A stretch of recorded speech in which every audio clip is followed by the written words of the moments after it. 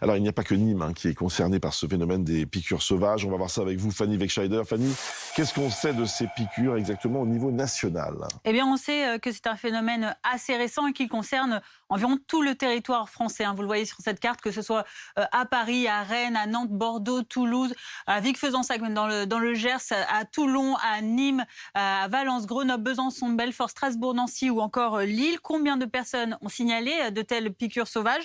Ce sont plusieurs centaines, selon la police, qui mercredi dernier recensait 347 victimes et 302 plaintes déposées. Alors, ce que l'on sait de ces piqûres sauvages, c'est assez encore balbutiant, on en sait encore peu.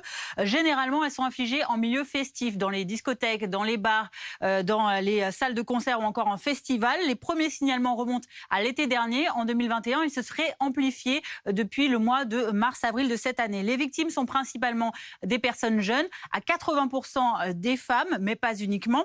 Et contrairement, par exemple, au GHB que l'on peut trouver dans certaines boissons, eh bien, aucun cas d'agression sexuelle ou de viol n'a été rapporté après ces injections qui ont été observées. Seuls quelques vols parfois ont été signalés. Par ailleurs, pour l'instant, dans les analyses toxicologiques, sérologiques ou encore urinaires, on n'a jamais réussi à déceler aucune trace de produits suspects type par exemple GHB, hormis donc quelques traces d'alcool ou encore de cannabis.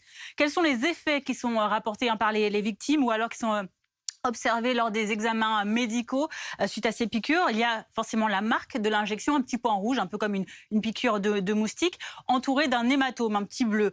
Il y a aussi certaines personnes qui rapportent de la fatigue, une grande faiblesse. D'autres parlent de malaise. Ça peut commencer par des nausées, des vomissements, voire des bouffées de chaleur, des vertiges, des maux de tête. Des pertes de connaissance aussi sont parfois recensées. Ces effets, ils peuvent être immédiats ou intervenir plus tard dans le temps. Les cas les plus récents ont été signalés donc à Toulon. Où en est-on de l'enquête? Alors vous le disiez, Bruce, c'était lors de l'enregistrement de l'émission de TF1, la chanson de l'année, que plusieurs victimes se sont plaintes de ces piqûres. Le procureur a donné ce chiffre. 14 plaintes ont été déposées, 11 à Toulon, 3 à Hyères. Parmi elles, un agent de sécurité est concerné. Il travaillait sur le site du concert et il est actuellement hospitalisé. 2 personnes ont dans un premier temps été placées en garde à vue. Une a été libérée faute de charge. Le seul suspect qui reste donc est un jeune homme toulonnais d'une vingtaine d'années. Il a été reconnu par 3 témoins, dont l'agent de sécurité, et par 2 autres jeunes femmes qui disent avoir pu l'empêcher de les piquer, mais qui ont tout de même signalé des violences de sa part.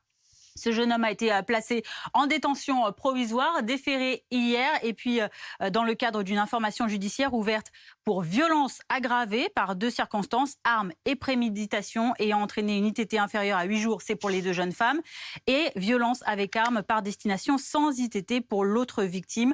La France n'est pas le seul pays concerné. En Europe, on observe notamment d'autres cas aux Pays-Bas, en Belgique ou encore au Royaume-Uni. Merci beaucoup Fanny. Et en effet, on va tout de suite aller à Londres retrouver Laura Calmus, puisque ce phénomène existe aussi outre-Manche.